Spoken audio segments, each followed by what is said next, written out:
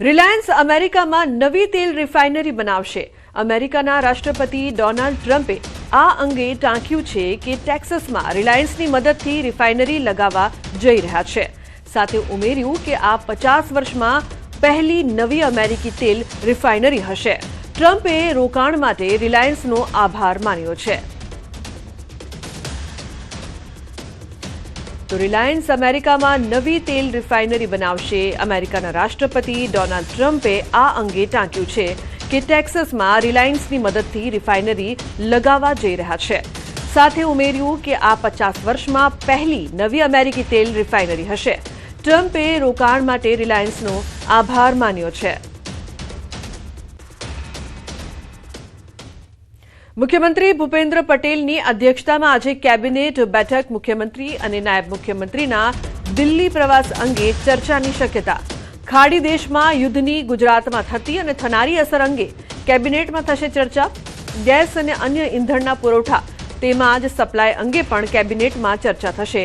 તો રાંધણ ગેસના પુરવઠા અને સપ્લાય અંગે કેબિનેટમાં ચર્ચા થશે.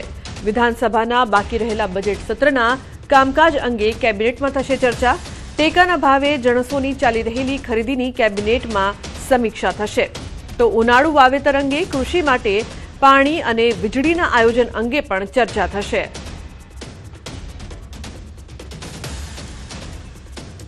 અન્ય સમાચારની વાત કરીએ તો જેતપુર શહેરમાં ઘરની બહાર નીકળવું એટલે સીધો મોતનો સામનો કરવા બરાબર છે.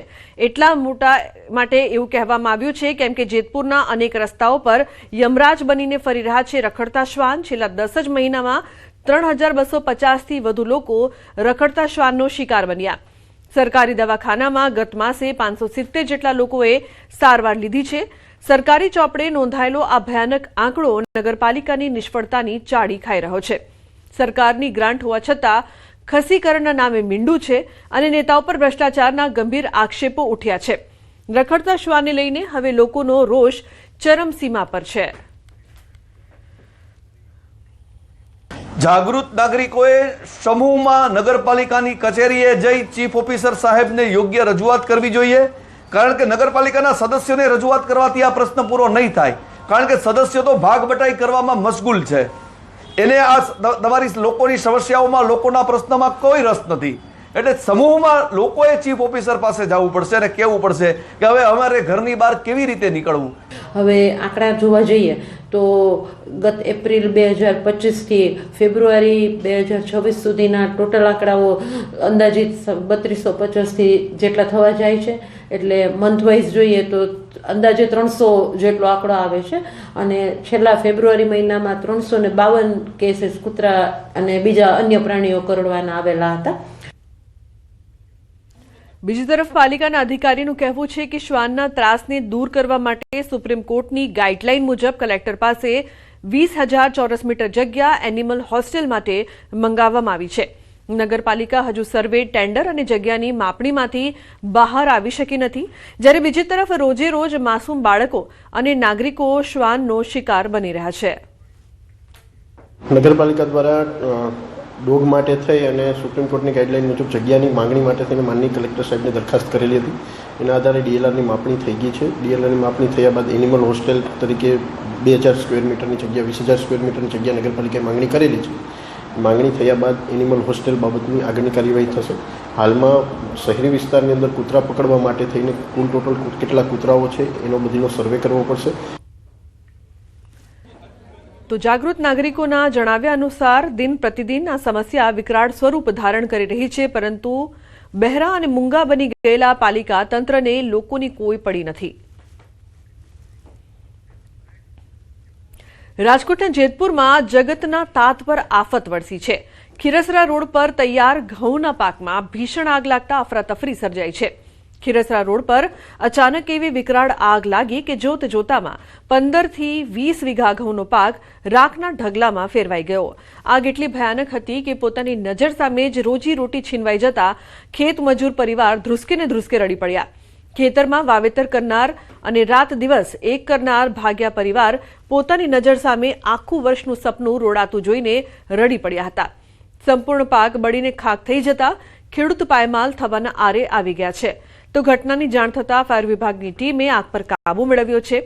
ખેડૂતને લાખોનું નુકસાન થયું હોવાનું સામે આવ્યું છે. તો સદનસીબે આ ઘટનામાં કોઈ જાનહાનિ નહીં.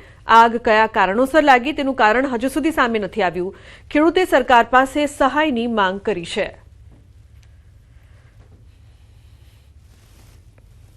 મારે 14 વીઘાના ઘઉં છે તે કોઈ અગ્રહ કારણોસર આગ લાગતા બળીને ખાક થઈ ગયા છે. બાજુમાં મારા કાકાનું ખેતર છે તેને પણ 4-5 વીઘાના ઘઉં બળી ગયા છે અને થોડું ઘણું 4 વીઘાનું છે તેમાં હાર્વેસ્ટર હાલે છે.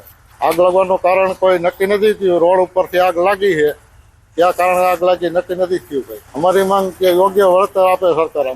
ફાયર ડિપાર્ટમેન્ટમાં ફોન આવતા અહીંયા આગ લાગેલી છે અવની ડાંગની બાજુમાં, અને એક્ઝેક્ટ ઓલા પૂર્વના પુલ પાસે આગ લાગેલી છે અને 15 વીઘા જેવા ઘઉં બળી ગયા છે, 2 વીઘા જેવા રહ્યા છે અને આગ પણ સંપૂર્ણપણે કાબુ પાવી લીધો છે.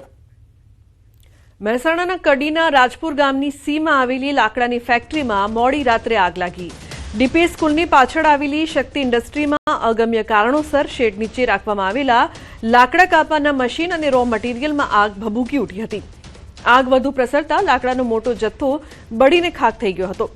ઘટનાની જાણ થતાં કડી નગરપાલિકાના 2 ફાયર ફાઇટર તાત્કાલિક ઘટના સ્થળે દોડી ગયા હતા અને ફાયરની ટીમે ભારે જહેમત બાદ આગ પર સંપૂર્ણ કાબુ મેળવી લીધો હતો. તો લાકડાનું રો મટીરિયલ અને મશીન બળીને ખાક. ઉલ્લેખનીય છે કે ફાયરની ટીમ પહોંચી હતી અને આગ પર કાબુ મેળવ્યો હતો.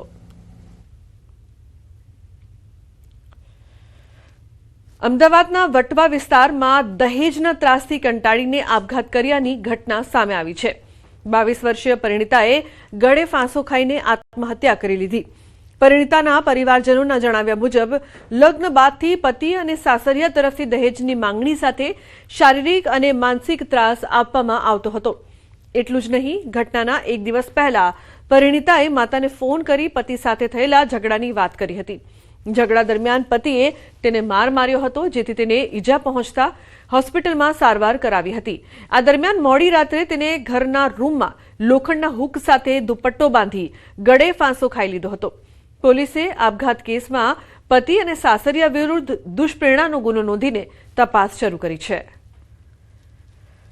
પિયરે જઈ અને વાત કરેલી કે ભાઈ મને આ લોકો હેરાન કરે છે અને પૈસા માગ કરે છે, જેથી કરીને એની મધરે જે જગ્યાએ વાગ્યું છે તેના માટે દીકરીને લઈ એલજી હોસ્પિટલ સરકારી મણિનગર ગયેલ. એને દવા કરાવી અને એને પ્રાથમિક સારવાર આપી અને સમજ કરેલી કે ભાઈ આપણે આવા ઝઘડા ચાલતા રહે નાના મોટા, એમ કરી એને પરત પોતાના સાસરી મોકલી દીધેલું. જેથી આ દીકરી જે છે એ ગઈકાલે રાત્રે ફરીથી આ સાસરિયા પક્ષે ઝઘડો કરી અને હેરાન કરતા એ લોકોને ત્રાસથી કંટાળી જઈ મોડી રાત્રે 3 વાગ્યે પોતાના ઘરની અંદર એક લોખંડના હુકની અંદર દુપટ્ટાથી પોતે સુસાइड करेल છે. मेरे पास में बोलते थे तो मैं आता था और मैं समझा बुझा के मैं उसको वापस घर भेज देता था कि चलो घर की बात है, अपने समझौता कर लेते हैं. लेकिन छिले इनका 6 महीने से इसी तरीके से चला और उसके बाद में कल की रात में ये लोगों ने अपनी हद पार कर दी. ये लोगों ने मार झोड़ करे और उसको सुसाइड कर दिया. સુરતના કામરેજના પરબ ગામમાં યુવકનો હત્યા મામલે પોલીસે ગણતરીના કલાકોમાં જ હત્યાનો ભેદ ઉકેલ્યો છે. એલસીબીની ટીમે આરોપી અશોક જાટને ઉભેલ ગામ પાસેથી ઝડપી પાડ્યો છે. પોલીસ તપાસ મુજબ ઓમ ઇન્ડસ્ટ્રીયલ પાર્કમાં કામ કરતા યુવક સાથે તેનો મિત્ર આરોપી જમવા ગયો હતો, જ્યાં સામાન્ય બોલાચાલી આરોપીએ ઉશ્કેરાઈ ગયો હતો. ત્યારબાદ તેને બોથડ પદાર્થથી યુવકના માથામાં ઘા મારી તેની હત્યા કરી દીધી હતી. આ ઘટના બાદ આરોપી ફરાર થઈ ગયો હતો. જો કે કામરેજ પોલીસે કાર્યવાહી કરીને ગણતરીના કલાકોમાં જ આરોપીને ઝડપીને હત્યાનો ભેદ ઉકેલ્યો છે. સુરત શહેરમાં હની ટ્રેપના